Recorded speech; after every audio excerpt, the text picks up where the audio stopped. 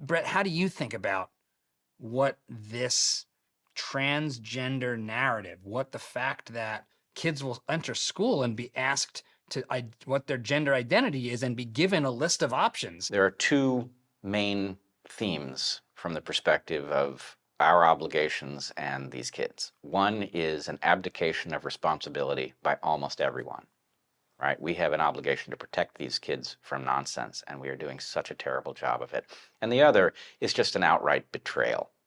There is money to be made in many different ways by falsely leading these kids into imagining that they have freedoms that they don't. And frankly, as Heather points out, they don't need them, right? They were liberated to write their own script without changing sex, and leading them to believe that they didn't have that option and that the only way to address this was pharmacologically or surgically. We don't have the language to talk about the profoundly damaging idea that your sex is something that you can choose.